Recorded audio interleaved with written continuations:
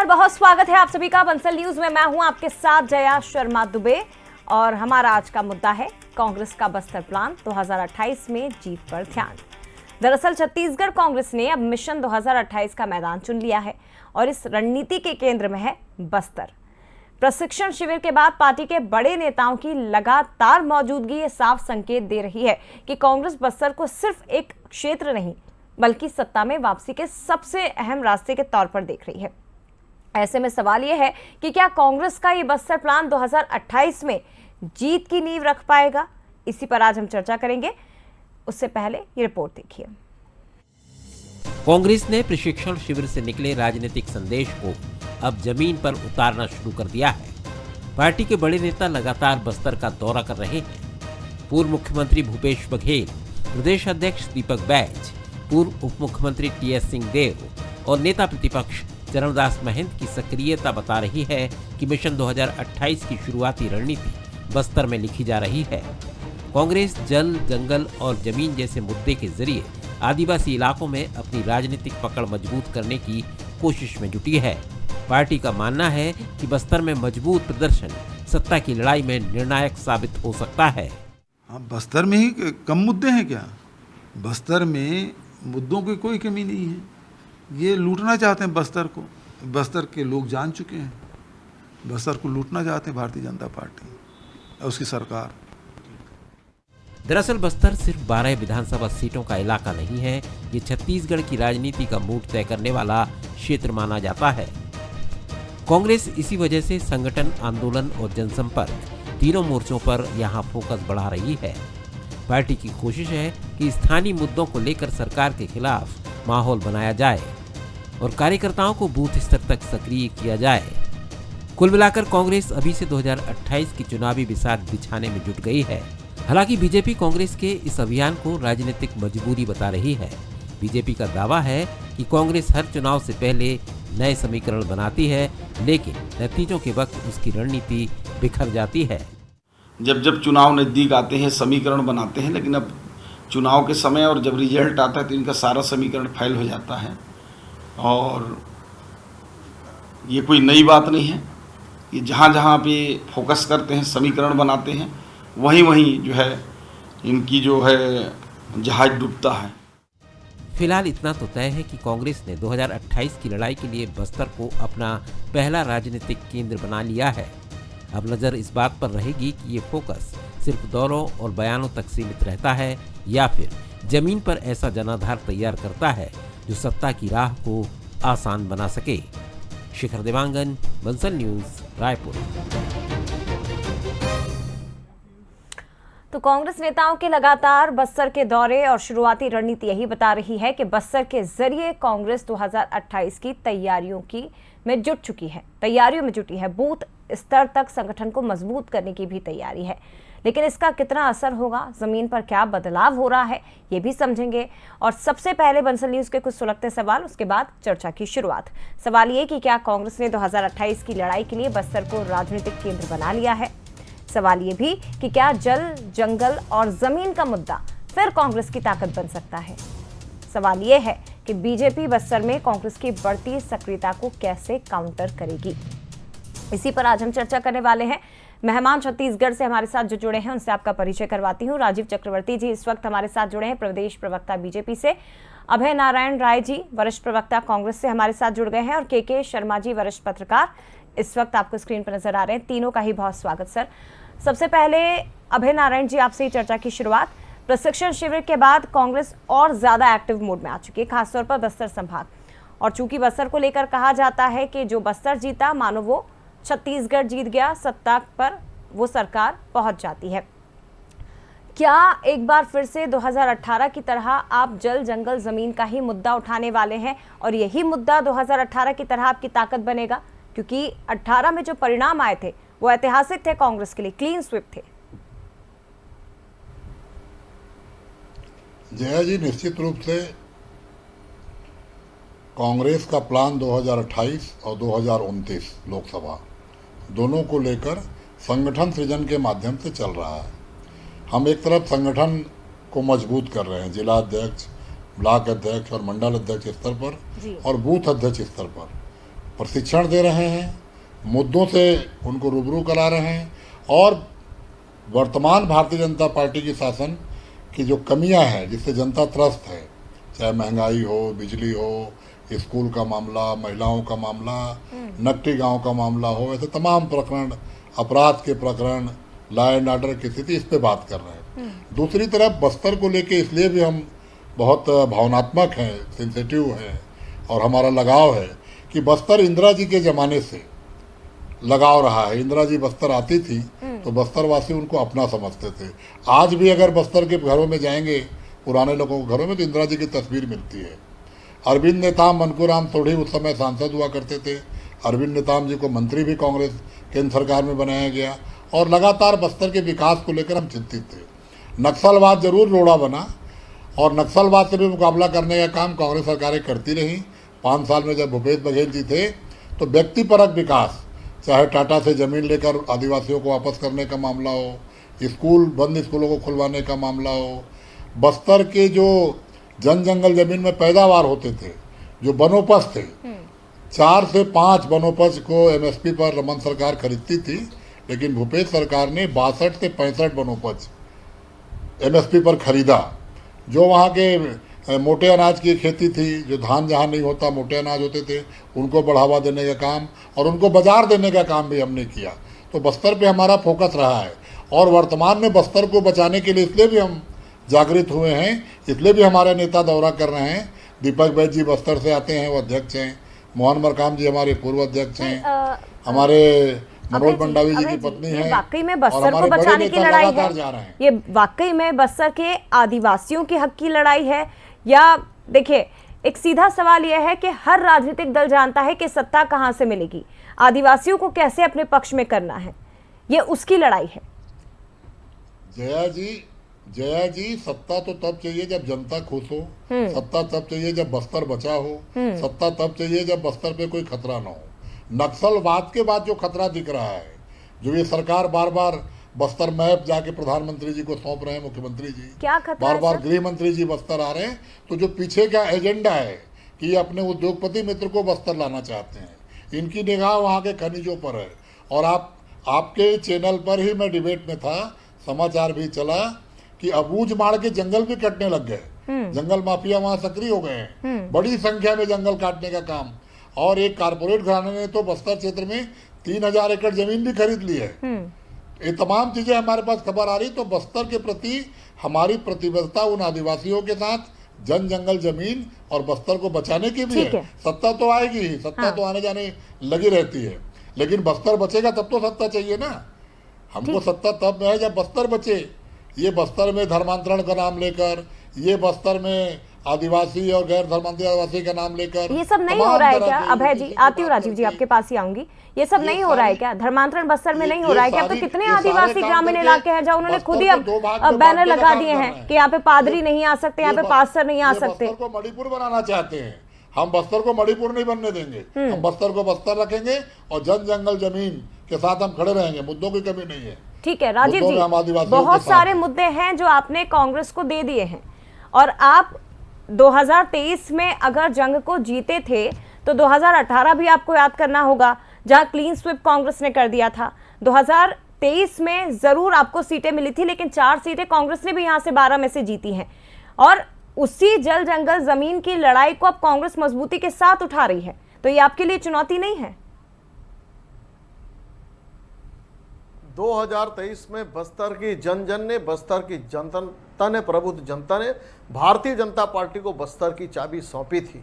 यह देखते हुए कि जो शोषण की अथाह दास्तां थी, जो नक्सलियों ने शोषण किया, जो धन पिपशुओं ने शोषण किया, नमक के बदले चिरौंजी का व्यापार, और सन 1970 से लेकर लगातार जो ये शोषण चलता रहा, और नक्सलियों के लिए उर्वरा भूमि कांग्रेस पार्टी ने बनाया, और कांग्रेस के तमाम लोग मलिक मकबूजा प्रकरण से लेकर चिरौंजी का व्यापार, और कांग्रेस के लोग धन पिपशु होते गए और आदिवासी और गरीब होते गए। और उसके बाद अजीत जोगी से लेकर तमाम कांग्रेस के नेता ये कोशिश करते रहे कि वहां डेमोग्राफिकल बदलाव हो, धर्मांतरण हो जाए, ताकि कांग्रेस की लहलाती फसल वोट रुपी वहां से मिलती रहे। कांग्रेस का ये षड्यंत्र बेनकाब हो गया। 2023 में भारतीय जनता पार्टी ने एक बड़ी लीड अभी ली वहां से। क्या स्थिति और है? आज भी जो अभी क्या बस्तर स्थिति की है, जनता राजीव जी? धन्यवाद देना चाहती है कि छत्तीसगढ़ में बस्तर में जो दंश था नक्सलवाद का, उसे भारतीय जनता पार्टी ने समूल नष्ट कर दिया। जैसे कांग्रेस के मुख्यमंत्री प्रधानमंत्री तक कहते थे कि नक्सलवाद का सफाया कैसा होगा, ये तो एक अंतहीन सपना है, लगता नहीं ये सपना कभी पूरा राजीव होगा। जी, इस पर भी तो जवाब मनमोहन सिंह दीजिए की आत्मा सर। को तृप्त जो अभय नारायण जी ने सवाल उठाए हैं कि आप एजेंसीज को पूरी जमीन दे रहे हैं, वो पर्टिकुलर 2-4 उद्योगपतियों का नाम बार बार गिनाते हैं। केवल अभय नारायण जी नहीं, पूरी कांग्रेस 2-4 उद्योगपतियों का जो जुड़े हुए हैं केंद्र सरकार से, और आप पूरी जमीन खनिज संसाधन उनको सौंप रहे हैं।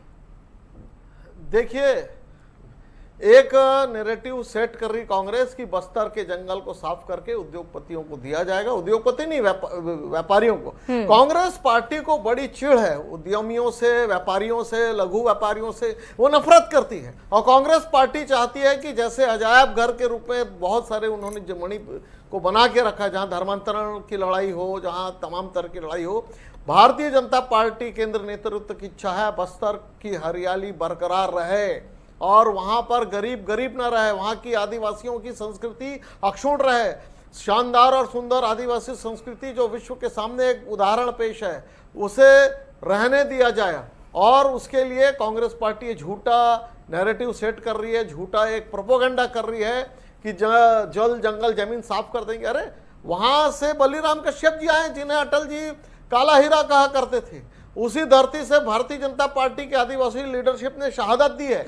आदिवासियों के बीच में मौजूदगी कैसे आप दर्ज करवाएंगे राजीव जी? कि उनकी संस्कृति, सवाल मेरा यह है, सांसद वहां से आपके हैं, वहां से सीटें ज्यादातर विधानसभा की आपने जीती हैं, लेकिन एक सेकंड सुन लीजिए सर, एक सेकंड सुन लीजिए। अभय नारायण जी तो जल जंगल जमीन का मुद्दा उठा रहे हैं, वहां पर कांग्रेस के तमाम नेता अब संगठन की मजबूती के लिए लगातार दौरे कर रहे हैं, ग्रामीणों के बीच में भी पहुंच रहे हैं। बीजेपी क्या कर रही है? जो मुद्दे आप उन्हें दे रहे हैं वो उन्हें लपक रहे हैं, वो कैच कर रहे हैं उन्हें। नहीं, वो मुद्दा वो कोशिश कर रहे हैं, एक झूठा वो प्रोपोगंडा कर रहे हैं, नैरेटिव गढ़ रहे हैं कि हम जल जंगल जमीन छीन लेंगे। लेकिन बस्तर का मूल आदिवासी, बस्तर के लोग जानते हैं कि ये झूठा है। लंबे समय तक, इसके पहले भी 90 में भी भारतीय जनता पार्टी का शासन था, 77 में भी भारतीय जनता पार्टी का शासन था, अभी 15 साल तक शासन रहा। कौन सा जल जंगल किसने ले लिया? हाँ, अगर हम अगर हम वहां पे लघु उद्योग लाना चाहते हैं, बस्तर के युवाओं को रोजगार मिले, तो कांग्रेस के पेट में दर्द हो सकता, हम क्या कर सकते हैं? ठीक है। अगर वहां पर पर्यटन उद्योग फैले, अगर वहां की पैकेजिंग करके वहां की वन औषधि को, वन उत्पाद को हम लाकर बाजारों में बेचे, बाहर जाए, तो कांग्रेस के पेट में दर्द होता है। और बस्तर के लोग जानते हैं अगर विकास कोई कर सकती है तो भारतीय जनता पार्टी कर सकती है।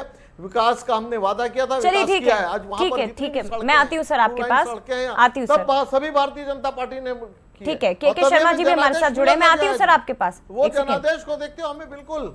ठीक है सर, ठीक है। के शर्मा जी, 2018 से 2028 बस्तर में आपको क्या बदलाव दिखाई देता है? क्योंकि ये वही आदिवासी हैं जिन्होंने 2018 में कांग्रेस को जिताया था, और ये वही आदिवासी हैं जिन्होंने 2023 में बीजेपी को जिताया था। अब 2028 की तस्वीर आपको किस तरह की बनती दिखाई दे रही है? ये जो जल जंगल जमीन का मुद्दा एक बार फिर से कांग्रेस उठा रही है, क्या ये उतना प्रभावशाली दिखाई देता है? ये जो बार बार कांग्रेस ये कह रही है कि कुछ चंद उद्योगपतियों को लाभ पहुंचाने के लिए यहाँ के जल और जमीन को दिया जा रहा है, आदिवासियों के साथ खिलवाड़ हो रहा है, क्या ये वाकई में जमीन पर दिखाई दे रहा है? क्या है ये आदिवासियों के मन में ये मुद्दा?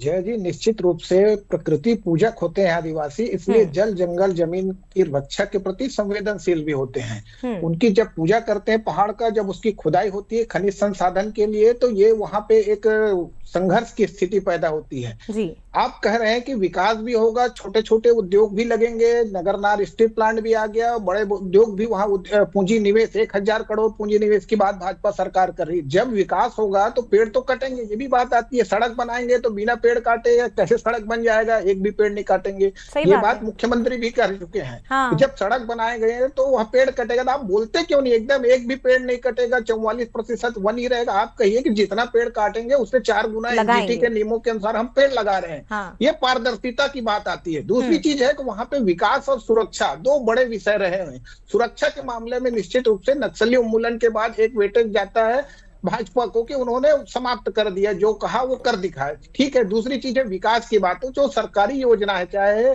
सेवा डेरा के माध्यम से हो, चाहे नियत निर्णय के माध्यम से हो, ये क्या आदिवासियों तक पहुंच रही है? उनके राशन कार्ड बनाने से लेकर के जो महतारी वंदन की राशि उन तक पहुंच रही है क्या? ये तमाम प्रकार की विकास योजनाएं उन तक पहुंचाने वाली बात है। तीसरी चीज यहाँ पे आती है, जो खनिज संसाधन है उनका दोहन आप किस तरह से करेंगे, कितना करेंगे। राजनीतिक रूप से आप देखेंगे तो जो आप बता रहे थे कि सत्ता की चाबी बस्तर से है। हाँ। 2013 में परिवर्तन हो गया। 2013 में आप देखेंगे 8 सीट, 12 में से 8 कांग्रेस के पास थी, फिर भी कांग्रेस सत्ता में नहीं। उस समय आप 29 आदिवासी सीटों को भी आप देखेंगे तो 18 कांग्रेस के पास थी, फिर भी सत्ता से दूर रही। अब आगे जाके जो चेंज होता है उसको देखिए, परिवर्तन लोगों को आश्चर्यजनक लगेगा कि 2008 में 1 और 11 की स्थिति रहती है, भाजपा वहां पे 11 सीट रहती है। 2013 में 8-4, 8 कांग्रेस 4 भाजपा। उसके बाद 2018 में 12-0 हो जाता है। हाँ। उसी तरह से अभी 2023 में फिर 4-8 की स्थिति आती है, 8 भाजपा लेके चले जाती है। तो आदिवासी लोग राजनीतिक रूप से बहुत ही मतलब जागरूक कह सकते हैं कि उनके काम, जो काम करेगा उनके बीच जो रहेगा। अब संगठन सृजन के माध्यम से कांग्रेस वहां पे लोगों के बीच काम कर रही है, जल जंगल का मुद्दा है, लेकिन बड़े उद्योगपति आएंगे तो निश्चित रूप से कांग्रेस को एक बड़ा अवसर मिल जाएगा, ये भी कहा जा सकता है।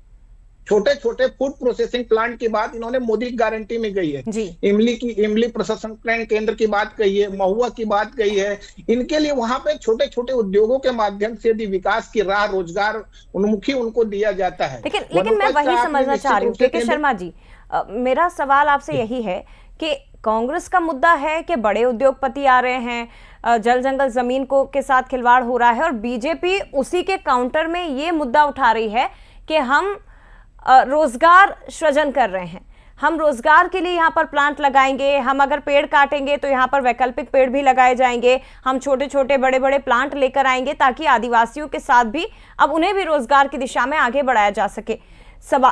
वही मैं समझना चाह रही हूँ कि आदिवासी के मन में क्या है, क्या वो कांग्रेस के मुद्दों को उठाएगी कि हमारे जल जंगल जमीन के साथ खिलवाड़ हो रहा है, या ये वो समझने की कोशिश करेंगे कि देखिए इतने समय तक तो हमारी अनदेखी होती रही, लेकिन अब हम भी विकास की धारा में आगे बढ़ रहे हैं, अब हमारे लोगों को भी रोजगार मिलेगा।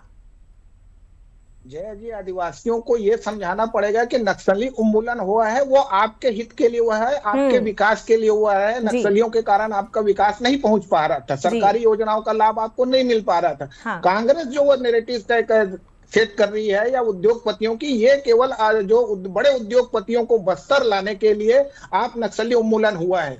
और ये जमीन जो है यहाँ पे, जैसे टाटा की बात आई थी, टाटा की जमीन कांग्रेस ने वापस लौटा दी है, उनके पास एक प्लस पॉइंट है। इसी तरह से 50,000 रोजगार देने की बात नगर नार में की गई थी, तो क्या स्थानीय युवाओं को रोजगार के अवसर देने की बात है? ITI के माध्यम से कितने लोगों को आप प्रशिक्षित कर रहे हैं? ये तमाम प्रकार जो विकास की बात है, वहां के आदिवासियों की भावनाओं के अनुरूप दोहन यदि तेजी करते हैं, बड़े उद्योगपति आएंगे तो फिर हाल स्थिति एकदम से भयावह हो सकती है, जिसका लाभ नक्सली भी कहते थे कि हम यहां से जाएंगे तो वो ये भी होता था कि वहां खनिज संसाधन इसलिए सुरक्षित है कि वहां पे नक्सलाइट है। हाँ। इस तरह से जो नैरेटिव है इसको दूर करने वाली बात है कि हम विकास के लिए आ रहे हैं, नक्सली जो गए हैं वो आपके अहित कर रहे थे, ये सब समझाने वाली बात है। तो भाजपा वहां पे शिक्षा, स्वास्थ्य के साथ विकास की जो बात कर रही है, ये स्पष्ट होना चाहिए। हाँ, लेकिन वो नक्सलियों को कैसे समझाया जाएगा? विकास के लिए पेड़ कटेंगे और कटेंगे तो हम उतना पेड़ लगाएंगे। ठीक है राजीव जी, आप विकास की बातें कर रहे हैं कि हम बस्तर में, छत्तीसगढ़ में, खासतौर पर नक्सल प्रभावित इलाकों में विकास कर रहे हैं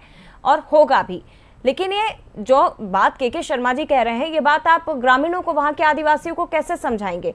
और फिर ये भी सवाल उठता है ना कि बस्तर में जो कुछ स्थानीय मुद्दे हैं, विपक्ष उन्हें भी भुना रहा है। आपने ये भी वादा किया था कि बस्तर, छत्तीसगढ़ जब नक्सल मुक्त हो जाएगा तो हर ग्राम पंचायत को 1 करोड़ का पैकेज देने की बात आप लोगों की तरफ से कही गई थी। वो मांग भी अब कांग्रेस की ओर से उठाई जा रही है कि वो कब होगा फिर? देखिए जय जी, आपने बहुत अच्छा प्रश्न उठाया कि और जैसे कि के शर्मा जी ने कहा कि बस्तर के लोग बहुत सजग है, सक्रिय है और संवेदनशील है। उनको कभी कोई भी झूठा नैरेटिव गढ़कर उन्हें जीता नहीं जा सकता, उन्हें विकास की राह। अब जो बस्तर कभी कांग्रेस का गढ़ था उसने भारतीय जनता पार्टी पर विश्वास किया, उन्होंने तमाम सन गिनवा दिया। और उसके पहले भी 77 में, 90 में, तमाम समय में विपरीत परिस्थितियों में भी बस्तर के लोगों ने इसीलिए जन आशीर्वाद दिया था कि बस्तर में जो आप विकास देखते हैं, एक समय था आंतरिक शोध से हजारों हजारों बस्तरियों की मृत्यु हो जाती थी। एक समय था जब मलेरिया जैसे छोटे सी बीमारी में हजारों लोगों की मृत्यु हो जाती थी। आज उस बस्तर में विकास की अगर हवा बह रही है तो भारतीय जनता पार्टी ने वहां कोशिश की थी कि सही और सच्चा विकास हो, और उसमें हम कामयाब हुए थे। इस बीच जो नक्सलियों ने 5 जो जिले थे वहां पर उसने अपनी पकड़ बना ली थी, विकास कार्य अवरुद्ध थे, वहां हो नहीं पाते थे। अब जब नक्सली चले गए तो भारतीय जनता पार्टी वहां पर जिस प्रकार से नियत नेल्लार और जो वहां कैंप कर रही है, सेवा कैंप एक एक क्षेत्र में खोल दिए गए हैं। उन कैंप के माध्यम से जनता देख रही है कि किस प्रकार से नए मेडिकल कॉलेज की सेटअप की व्यवस्था की जा रही है। जगदलपुर में नया मेडिकल कॉलेज खुला, दूसरे मेडिकल कॉलेज खुले जा रहे हैं, विकास केंद्र खोले जा रहे हैं, जो बंद पड़े स्कूल थे उन्हें शुरू किए जा रहे हैं। तो देखिए, जनता के मन में विश्वास है, और जैसे वो आधुनिक जो संचार माध्यमों से सुसज्जित है, उन्हें बिल्कुल मालूम है कि माननीय अमित शाह जी ने कहा है कि हम बस्तर को विकास का मॉडल बनाएंगे देश का। और जब विकास का मॉडल बनाएंगे देश का तो बिल्कुल बस्तर का सर्वांगीण विकास होगा। न केवल पैकेजिंग जो वनोपज है उसके अलावा भी वहाँ छोटे छोटे उद्योग लगाए जाएंगे ताकि लोगों को वहां पर उद्योग मिले। और कांग्रेस कहती तो क्या कांग्रेस ने 1950-60 के दशकों में वहां पे लोहा लेने की अनुमति नहीं दी बैलाडीला से? क्या कांग्रेस पार्टी वहां से एमओयू नहीं किया था बैलाडीला से? जो स्टील जाता है, जो आयरन ओर जाता है, वहां आयरन के 11 के डिपो से क्या नहीं जाता? आज भी जा रहा जो पुराना एमओयू किया हुआ, तो क्यों नहीं वहां पे बिल्कुल उद्योग होगा। छोटे छोटे उद्यम भी आएंगे, बड़े उद्योग भी आएंगे, कोर इंडस्ट्री भी आएगी। और जहां पर जरूरत है आदिवासियों को समझाने में कामयाब रहेंगे अगले 2.5 साल में, ये बात आप बिल्कुल रहेंगे जया जी। हाँ, बिल्कुल रहेंगे, बिल्कुल रहेंगे, बिल्कुल आदिवासियों के साथ सतत संपर्क में है। वहां पर जो कैंप खोले गए हैं, जो सेवा केंद्र खोले गए हैं, उसके माध्यम से वो देख रहे जहां जिसकी जो आवश्यकता विकास कार्य तुरंत वहां स्वीकृत किए जा रहे हैं। ठीक है, नल नाली नदी का बहाव रोकने के लिए जो बाढ़ आता था उस क्षेत्र को रोका जा रहा है, शानदार संसाधन खोले जा रहे हैं। वहां पर जो बच्चे पढ़ना चाहते हैं उन्हें रायपुर ले जाकर उन्हें आईएएस की ट्रेनिंग और तमाम जो पायलट की ट्रेनिंग दी जा रही है, एयर होस्टेस की ट्रेनिंग दी जा रही। बिल्कुल बस्तर के लोग जानते हैं कि विकास अगर कोई कर सकती है तो भारतीय जनता पार्टी ठीक है। अभय नारायण जी, कथनी और करनी में अंतर नहीं हो सकता, जो कहते हैं वो करके दिखाते हैं। ठीक है अभय नारायण जी, अगले 2.5 साल के लिए आपकी तैयारियां क्या है? बस्तर पे आप फोकस कर रहे हैं, आदिवासियों के बीच में आपके नेता पहुंच रहे हैं, संगठन मजबूत करने की भी बात कही जा रही है, लेकिन उसके लिए जरूरत ये भी है ना कि आपके नेताओं को एकजुट होना पड़ेगा। तमाम बड़े नेता निचले स्तर तक कार्यकर्ताओं तक ये मैसेज पहुंचाया जाए कि ऊपर सब कुछ ठीक है, तभी तो निचले स्तर का कार्यकर्ता मजबूत होगा और वो जनता के बीच पहुंच पाएगा। जया जी, छत्तीसगढ़ के कांग्रेस कार्यकर्ता एकजुट हैं, कांग्रेस के नेता एकजुट हैं और भारतीय जनता पार्टी के इस कुशासन को हटाने के लिए प्रतिबद्ध है। भारतीय जनता पार्टी संवैधानिक संस्थाओं का दुरुपयोग करके सत्ता में है। भारतीय जनता पार्टी जनता कारण सत्ता में नहीं है। दूसरी बात आता हूँ, बात डिबेट हमारे बस्तर पे। आदिवासी है मुख्यमंत्री, बस्तर पे वो स्वीकार करेगी। बस्तर से बना दीजिए ना। लता उसेंडी को मंत्री क्यों नहीं बनाया आपने? अभय जी, क्या बुराई थी? अभय जी, मुख्यमंत्री बनाइए मुख्यमंत्री बस्तर से। आदिवासी मुख्यमंत्री बस्तर से बनाइए ना। आपके मुख्यमंत्री अरे बनाइए ना। क्या घोषणा? राजीव जी आज मुख्यमंत्री भी थे नहीं है। आपके राजीव जी आप बस्तर पे आइए, आप बस्तर पे आइए। 15 आपकी सरकार 3 बार रही, 15 साल रमन सिंह जी रहे। आपने बस्तर में सरकार नहीं थी, जिन मुद्दों को आपने कलेक्टर का अपहरण होता था। 2018 में 5 साल में आपकी सरकार ने उस पर कितना काम किया? जल्दी से आंसर दीजिएगा, फिर मैं शर्मा जी के पास जाऊंगी। जया जी 13 से 18 सरकार, 3 साल 15 साल वहां सरकार नहीं थी। 3 टर्म में कलेक्टर का अपहरण होता था, एसपी ऑफिस से नहीं निकलते थे, थानों में रात में ताला लगा रहता था, खाली रहते थे। कौन सी सरकार की ये बात कर रहे हैं? 5 साल हमने जनता में विश्वास पैदा किया, हमने जनता को सजग किया, हमने उनके लिए काम किया। उन 5 सालों के काम के कारण, विकास के कारण जनता नक्सलवाद से दूर हुई और उस नक्सलवाद से दूर होने के कारण आपको नक्सलवाद समाप्त करने में सफलता मिली। केवल और केवल भूपेश सरकार के जन समर्थन कार्यों के कारण वनोपज की खरीदी, प्रोसेस यूनिट की तैयारी। ठीक है सर। अभय जी, मेरे पास समय कम है, समय कम है। आज जिन कैंपों में सेवा केंद्र बन रहे हैं, उन कैंपों को हमने बनाया 5 साल में। बस्तर सत्ता की चाबी है, हमने कैंप बनाया। ये दोनों राजनीतिक दल जानते हैं, जो कि छत्तीसगढ़ के प्रमुख दल हैं। और ये एक बहुत महत्वपूर्ण क्वेश्चन हो जाता है कि ये सिर्फ चुनावी राजनीति का हिस्सा बस्तर बन चुका है, या दोनों ही राजनीतिक दल वाकई में विकास मॉडल के तौर पर भी बस्तर को देखते हैं?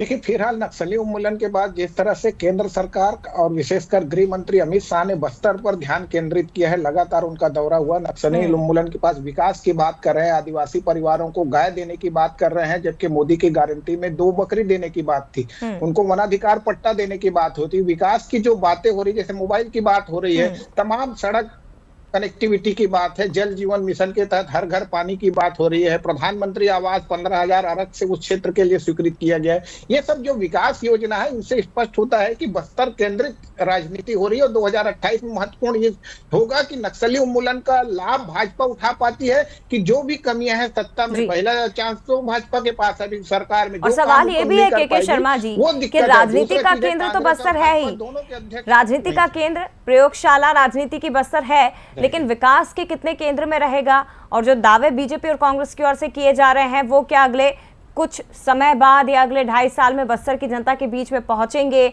या बस्तर की जनता के मन में क्या है ये तो आने वाले वक्त में हमें पता चलेगा। लेकिन फिलहाल दोनों ही राजनीतिक दल जो है वो सक्रिय दिखाई दे रहे हैं, खासतौर पर कांग्रेस, क्योंकि वो समझती है कि 2018 में जहां से जीत की इबारत लिखी गई थी, हमें उसी जमीन पर जाकर एक बार फिर से राजनीतिक जमीन को तलाशना होगा। धन्यवाद आपका के शर्मा जी। इसके साथ ही अभय नारायण जी और राजीव जी, आपका भी बहुत शुक्रिया बंसल न्यूज के साथ जुड़ने के लिए। फिलहाल हमारी खास पेशकश में इतना ही। बने रहिए बंसल न्यूज के साथ। नमस्कार।